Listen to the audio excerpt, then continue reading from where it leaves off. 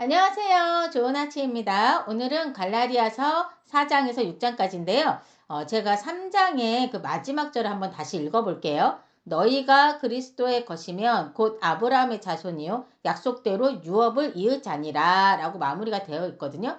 자, 바울은 4장에서 이제 이어서 계속 말을 하고 있는 거예요. 너희가 유업을 이을 자이기에 모든 것을 차지할 상속자이지만 어렸을 때는 종과 다름없다라는 거죠. 왜죠? 아직 미성숙한 아이이기 때문에 아버지가 정한 때까지는 후견인과 청지기, 즉 가정교사와 재산관리인의 교육을 받고 제한된 행동을 하는 그런 삶을 살게 된다는 거예요. 맞잖아요. 자, 3절에서 이와 같이 우리도 어렸을 때에 이 세상의 초등 학문 아래에 있어서 종로를 하였더니, 즉 우리도 율법 아래에 갇혀 있었고 종처럼 제한된 삶을 살고 있었다는 걸 지금 말하고 있는 겁니다. 자, 그런데 때가 참에 하나님께서 그의 아들을 이 땅에 보내셨고 예수님은 우리와 같은 인간으로 율법 아래 오셨잖아요. 그렇죠? 자, 그 이유는 율법 아래에 있던 우리를 완전히 건져내고 우리를 하나님의 아들로 입양하시기 위함이었던 겁니다. 자, 그래서 하나님은 우리에게 성령을 주셨고 성령은 우리 안에서 하나님을 향해 아바 아버지라고 부르게 하셨다는 거예요. 자, 그러니까 결론이 뭡니까, 여러분? 우리는 더 이상 종이 아니다라는 거죠. 하나님이 인정하신 아들 그리고 상속자잖아요. 그러니까 갈라디아 교인 여러분 다시 율법으로 돌아가 종처럼 살지 마십시오. 우리는 이미 하나님의 자녀입니다. 라고 바울이 말하고 있는 거예요. 자, 10절을 보시면 너희가 날과 달과 절기와 해를 삼가 지키니 라고 적혀 있죠. 저는 이걸 읽고 바울은 그럼 지금 유대인들이 지켜야 하는 절기마저도 지키지 말라고 말하는 건가? 라는 생각이 들었거든요. 네, 결론은 아닙니다. 바울은 갈라디아 성도들이 유대주의자들의 영향을 받아서 절기와 율법을 잘 지키면 더 의롭게 되고 더 완전해진다라고 믿기 시작한 그걸 지금 꼬집어 말하고 있는 거예요. 자, 여러분, 절기를 지키지 말라는 게 아니에요. 절기를 지키는 건 중요합니다. 왜죠? 하나님께서 뭐라고 하시면서 이 절기들을 지키라고 하셨는지 기억나십니까, 여러분? 막 절기들이 되게 많았잖아요. 자, 6월절. 이거 왜 기억하라고 하셨죠, 여러분? 이스라엘 너희를 구원하신 하나님을 기억하라잖아요. 이거는 하나님이 어떤 분이신지 잊지 말아라 라는 차원에서 절기를 지키라고 했던 거예요. 자, 절기를 지켜야 구원을 얻는다. 이게 아니죠, 여러분. 자, 근데 지금 이들은 절기를 지키고 율법을 지키고 할례를 해야 구원을 얻는다라고 유대주의자들에 의해서 잘못된 가르침을 받았고 그런데 그거에 대해서 너무나도 쉽게 흔들리고 있었기 때문에 바울이 진짜 너무 답답했던 거예요. 예? 아니 맞잖아요. 절기를 지키라는 거는 절기로 인해서 절기를 지켜서 너네가 구원받는다라는 게 아니라 하나님이 어떤 분인지 하나님께서 너희를 어떻게 구원하셨는지를 기억하라고 절기를 지키라고 한 거지. 절기를 지켜야 구원을 얻는다가 아니거든요. 그러니까 야 진짜 우리가 의미를 잘 알아야 될 것 같아요. 그러니까 그런 개념 자체가 없으면 막 이리저리 막 흔들리는 것 같다는 생각이 들더라고요. 자, 그러면서 바울은 처음 갈라디아를 그 방문했을 때를 거론하고 있는데요. 바울이 갈라디아를 처음 방문해서 이 갈라디아 교인들과 만났을 때 바울의 몸 상태가 사실 많이 안 좋았던 그런 때였던 것 같더라고요. 사실 여러분 아시지만 눈은 안질 등의 질병으로 안 좋았지 않습니까? 그리고 돌에 맞은 후유증, 그런 후유증으로 몸은 여기저기 아팠지. 그런 연약한 상태에서 바울이 복음을 전했거든요. 근데 그런 상태에서 그런 상태에서 바울이 복음을 전했는데도 갈라디아 사람들은 그런 바울이 전하는 복음을 너무너무 잘 받아들였고 바울도 너무너무 위대하게 보이게 하는 등 막 이렇게 그렇게 잘 받아들였던 거예요. 자, 바울의 병들고 약한 모습을 업신여기지도 않았어요. 오히려 천사처럼, 그리스도 예수처럼 대했었음을 말하고 있는 겁니다. 즉, 너희의 믿음은 하나님의 은혜에 의해 일어난 것이지, 나의 외모나, 나의 능력, 나의 말재주, 이런 거 있지 않았었다, 원래부터가. 근데, 그때의 너의 진심과 순수한 믿음이 어디 갔냐? 왜 지금은 내가 원수라도 된 것처럼 대하느냐라고 바울이 말하고 있는 겁니다. 바울이 얼마나 마음이 답답하고 아팠을지 진짜. 예? 19절에 보세요. 나의 자녀들아 너희 속에 그리스도의 형상을 이루기까지 다시 너희를 위하여 해산하는 수고를 하노니 내가 이제 하나도 너희와 함께해서 내 언성을 높이려 함은 너희에 대하여 의혹이 있음이라 라고 말하고 있지 않습니까? 21절 이하를 보시면 바울은 하갈과 사라의 이야기를 하고 있어요. 그러니까 여러분 우리가 이제 구약을 모르면 안 돼. 그렇죠? 구약을 알고서 신약을 읽어야 이게 무슨 말인지 다 알게 되는 것 같더라고요. 자, 보세요. 아브라함에게는 두 아들이 있었어요. 아시죠? 여종이었던 하갈에게서 낳은 이스마엘이 있고요. 또 그리고 사라와 아브라함 사이에 있는 이삭이 있었죠. 자, 이스마엘은 사라와 아브라함이 아들이 없자 자신들의 노력으로, 그러니까 자신들의 생각으로, 하나님께서 약속을 하셨는데, 아들이 계속 사라가 아이를 임신하지 못하니까 아무래도 이건 나는 아닌 것 같고 내 종 여종이라도 저기 아브라함에게 줘야 되겠다. 그래서 정말 아들을 낳아야 되겠다라는 생각으로 그걸 얘기를 했고 아브라함이 그걸 받아들였잖아요. 그래서 아브라함의 육체의 힘으로 아들을 낳고자 하여 얻은 아들이 바로 이 이스마엘이었죠. 여러분 하나님께서 너에게 아들을 주겠다라고 말씀하셨음에도 불구하고 세월이 흘러도 아들이 없으니까 조바심도 나고, 아니, 하나님께서 약속을 하셨는데, 내가 당연히 하나님께서 하신 약속을 이루어 들어야 되는데, 내가 다른 방법이라도 해야 되나? 뭐 이런 생각을 했던 거죠. 하나님께 묻지도 않고. 자, 그 조바심도 나고 안달이 나서 이렇게 했던 거예요. 자기네 힘으로, 자기네 노력으로 낳은 아들이 바로 이스마엘이었지 않습니까? 그리고 이삭은 어떻게 나왔습니까? 이삭은 바로 하나님의 약속으로, 사라도 웃었잖아요. 내가 아들을 낳는다고 웃었잖아요. 이삭이 웃음이라는 뜻이거든요. 그러니까 이삭은 하나님의 약속으로 낳은 아들이 바로 이삭이잖아요. 자, 보세요. 25절에 이 하갈은 아라비아에 있는 신의 산으로서 그쵸? 지금 뭐라고 했어요? 이 하갈은 아라비아에 있는 신의 산이래요. 지금 있는 예루살렘과 같은 곳이니 라고 써 있어요. 그러니까 모세가 하나님으로부터 율법을 받은 곳이 어디입니까? 바로 이 신의 산이거든요. 자, 그러니까 지금 하갈은 곧 율법이다 라고 말하고 있는 거예요, 지금. 자, 그런데 26절에 오직 위에 있는 예루살렘은 자유자니 곧 우리 어머니라. 즉 누구를 말하는 거죠? 사라를 말하는 거예요. 28절에 형제들아 너희는 이삭과 같이 약속의 자녀라. 29절에 그러나 그때 육체를 따라 난 이스마엘이 성령을 따라 난 자인 이삭을 박해한 것 같이 이제도 그러하도다 라고 얘기하죠. 여러분 그 창세기에서 이스마엘이 13살 정도 됐나? 이삭이 이제 젖될 무렵이 됐을 때 이삭을 막 놀리고 괴롭혔었다라고 써있었던 거 기억나시나요? 그걸 보고 사라가 그걸 본 거야. 그러고서는 얘네들을 내쫓으라고 했었잖아요. 자, 이스마엘이 이삭을 괴롭혔듯이 지금 율법주의자들이 갈라디아 교인들을 흔드는 상황과 동일하다라고 말하고 있는 겁니다, 여러분. 자, 사라가 아브라함에게 여종 하갈과 그의 아들 이스마엘을 쫓아내라고 했었죠. 자, 왜요? 아브라함의 유업을 이을 자는 바로 이삭 하나이고 이스마엘은 그 유업을 받을 수 없다라고 말하면서 사라가 하갈과 이스마엘을 쫓아내라고 했었잖아요. 바울은 지금 갈라디아 교인들에게 말하는 거예요. 율법을 의지하려는 마음을 완전히 끊어내라. 예?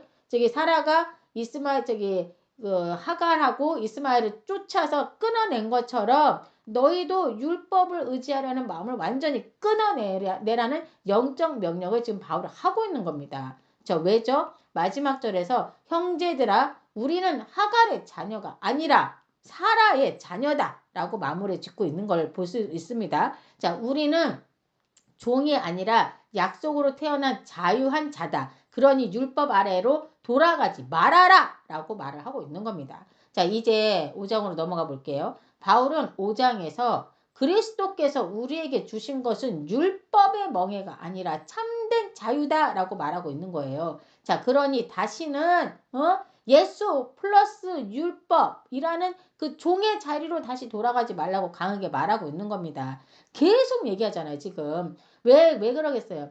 바울이 전도하고 나면 그 유대주들하고 율법주의자들이 와가지고 어떻게 예수만 가지고 구원 얻을 수 있냐? 그건 아니다. 율법도 지켜야 된다. 자꾸 이렇게 얘기했다라고 제가 말씀드렸죠. 자, 그래서 바울은 16절에 너희는 성령을 따라 행하라 라고 말하면서 육체에 속한 것과 성령의 열매에 대해서 다 나열해서 말해주고 있는 거예요. 자, 육체에 속한 건 뭔가요, 여러분? 음행, 더러운 것, 호색, 우상숭배와 주술, 분쟁, 시기, 분냄, 당짓는 것, 또 분열, 이단, 투기, 술취함, 방탕함과 같은 거라고 지금 쫙 나열하고 있어요. 성경에. 자, 그 다음에 성령의 열매는 뭔가요, 여러분? 흔히 성령의 9가지 열매라고 하거든요. 이거는 아마 많이 들어보셨을 거예요. 한번 여러분들이 말씀해 보세요. 성령의 9가지 열매가 뭘로 알고 계세요? 많이는 들어봤어요. 예, 뭐죠? 사랑, 희락, 화평, 오래 참음, 자비, 양선, 충성, 온유와 절제. 요렇게 9가지거든요. 자, 여러분들은 그러면 이 9가지 성령의 열매가 내 안에 있는가? 아니면 육체에 속한 거, 음행, 더러운 거, 분쟁, 시기, 분냄, 당짓는 거. 그러니까 당짓는 게 뭐 파가르는 거, 분열, 이단, 투기, 술 취함, 방탕함. 어디에 속하십니까, 여러분? 당연히 성령의 열매를 많이 가지고 계시겠죠? 예. 자, 여러분들이 어느 열매가 좀 많이 이렇게 내 안에 나라는 사람을 봤을 때 어떤 게 더 많이 열려 있는지를 여러분 스스로가 한 번쯤은 이렇게 저 한번 점검해 보면 좋겠다라는 생각이 들었어요. 자, 이제 갈라디아서의 마지막 장인 6장을 한번 볼게요. 자, 5장에서 바울이 성령을 따라 행하라. 성령의 열매를 맺어라. 라고 말했잖아요. 자, 그렇게 말했다면 6장은 바로 그 내용의 구체적인 실천 지침서라고 할 수 있는 거예요. 자, 그렇게 성령을 따라 행하라. 성령의 열매를 맺어라. 그런데 어떻게 하는 게 성령을 따라 사는 건지 이렇게 모를 수 있지 않습니까? 그래서 그걸 알려주는 거예요. 자, 성령을 따라 사는 삶은 도대체 어떻게 사는 삶인가? 이거를 알 수 있게 해주는 장인 거죠. 자, 바울은 먼저 누군가가 잘못에 빠졌다면 정죄하거나, 밀어내지 말고, 온유한 마음으로 그 사람을 회복시키라고 말하고 있는 거예요. 누구나 잘못을 할 수 있어요. 근데 우리는 누가 잘못하는 거면, 야, 봤어? 그때 그렇게 얘기했잖아. 완전 웃기지 않냐? 그래서 언니, 걔는 어쩜 애까? 어떻게 자기 잘난 척만 하고 막 이러면서 정죄하고 그렇게 막 밀어내고 시기하고 이런 마음들이 저희가 있지 않습니까? 그러지 말고, 온유한 마음으로 그 사람을 회복시키라는 말인 거예요. 자, 그 다음에 성령의 사람은 넘어지는 형제를 세워주는 사람이라고 이렇게 얘기하고 있네요. 자, 그리고 2절에서 서로의 짐을 지라라고 말하고 있는데요. 성령 안에서 자유를 얻은 사람은 나 혼자만 잘 사는 사람이 아니라 공동체의 무거운 짐을 함께 나누어지는 사람이라고 말하고 있는 거예요. 자, 또 바울은 여러분 지금 뭔지 다 보고 계시죠? 지금 우리가 성령을 따라 살아라. 성령의 열매를 맺어라. 라고 했는데 어떻게 하는 게 성령에 따라 사는 거냐? 지금 뭐라고 얘기했어요? 첫 번째. 예? 누군가가 잘못에 빠졌다면 정죄하거나 밀어내지 말고 온유한 마음으로 그 사람을 회복시켜라. 라고 얘기했죠. 자, 그 다음에 서로의 짐을 지라고 얘기했죠. 예, 성령 안에서 자유를 얻은 사람이 나 혼자만 잘 사는 사람이 아니라 공동체의 무거운 짐을 함께 지라고 했어요. 자, 그 다음에 세 번째로 바울은 심는 대로 거둔다라고 말을 하고 있거든요. 육체를 위해 심으면 결국은 썩을 것을 거두지만 성령을 위해 심으면 영생을 거둔다라고 말하고 있는 거예요. 그래서 바울은 성도들에게 선을 행하다가 낙심하지 말라고 권면하고 있는 거예요. 사실 우리도 이럴 때가 사실 있지 않습니까? 선한 마음으로 막 돕기도 하고 배려도 하는데 그것이 우리를 힘내게 하고 막 기쁘게 하는 것이 아니라 오히려 막 낙심하게 하는 경우들이 왕왕 있더라고요. 예? 하지만 바울은 그런 우리들에게 보이지 않아도 바로 결과가 나오지 않아도 하나님은 반드시 열매를 주신다라고 말하고 있는 겁니다. 그러니까 사람에게 인정받고 바로 눈앞에 어떤 결과가 이렇게 딱 나오지 않더라도 실망하지 말라는 거예요. 왜요? 하나님께서 다 보고 계시고 반드시 그 열매를 주신다고 말씀하고 계시지 않습니까? 정말 힘이 되지 않습니까, 여러분? 예. 자, 마지막으로 바울은 갈라디아 교회에 보내는 그 편지를 마무리하면서 아주 중요한 말을 전하고 싶었던 것 같아요. 12절에 내 손으로 너희에게 이렇게 큰 글자로 쓴 것을 보라 라고 말하고 있죠. 그러니까 이거는 바울이 직접 썼다는 말이고 그만큼 중요해서 글씨를 크게 썼다라는 의미인 거예요. 자, 12절을 한번 읽어볼게요. 무릇 육체의 모양을 내려 하는 자들이 억지로 너희에게 할례를 받게 함은 그들이 그리스도의 십자가로 말미암아 박해를 면하려 함뿐이라. 자, 요 말이 무슨 뜻인지 아시겠어요, 여러분? 지금 이 말은 예수를 믿는 유대인들을 향해 말하고 있는 건데요. 보세요. 교회 안에는 이방인도 있고 유대인도 있다고 했죠. 예, 지금 그렇게 교회가 형성되어 있지 않습니까? 자, 이 유대인 중에는 예수만이 오직 구원의 길이다라고 믿는 사람들도 있었지만 아니다. 예수의 십자가만으로는 부족하다. 예수를 믿되 율법도 지켜야 하고 절기도 지켜야 하고 할례도 당연히 해야지만 구원을 받을 수 있다라고 주장하는 사람들이 있었잖아요. 그렇죠? 이들이 이렇게 주장하는 이유는 지금 그 주장하는 이유를 지금 바울은 뭐라고 얘기하냐? 박해를 면하려 하기 위함이다라고 말하고 있어요. 왜? 이게 뭔 말인가 싶죠, 여러분? 이거는 유대인들은 율법을 엄청 중요시하고 있었잖아요. 자, 근데 이 율법 없이 구원받는다고 하면 바울이 당하는 이 박해와 고난을 자기들도 당하게 될 거라는 걸 너무너무 잘 알고 있었던 거예요.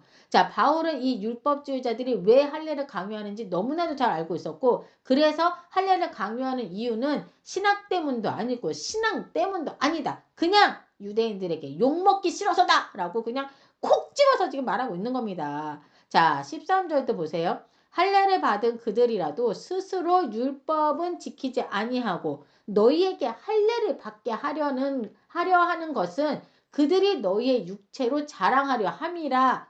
이 뭔 말일까요, 여러분? 예? 이게 뭔 소리냐면 할례를 받은 율법주의자들인 그들도 스스로 율법을 다 지키지 못하고 있으면서 이방인인 너희 갈라디아 교인들에게 할례를 강요하는 건 그들의 위선을 드러내고 있는 거다. 자, 보세요. 너희의 육체를 자랑하려 함이라 라고 써있죠. 이 말은 율법주의자들인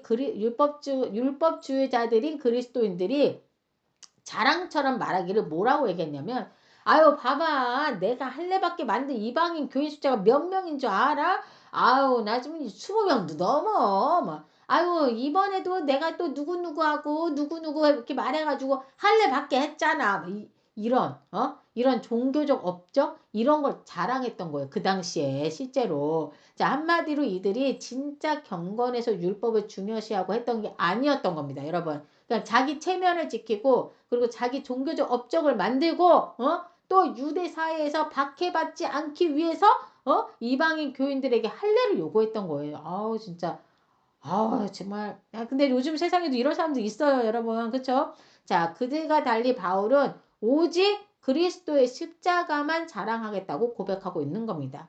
자, 저 율법주의자들처럼 하면 바울도 자랑할 거 겁나 많아요. 안 그렇습니까? 예? 바울도 가말리엘 문화에서 공부한 사람이었죠. 집안도 아주 좋아요. 그리고 율법을 얼마나 잘 지켰는데요. 또 지금 교회를 개척하는 숫자는 또 어떻습니까? 바울로 따지면은 어마어마하죠. 자, 하지만 이 모든 것을 내려놓고 오직 예수님의 십자가만 자랑하겠다고 지금 고백한 거잖아요. 바울은 우리에게 정말 중요한 것은 외적인 종교 행위가 아니라 그리스도 안에서 새롭게 된 새로운 피조물이라는 사실이라고 말하고 있고 바울은 마지막으로 이렇게 축복을 하고 있습니다.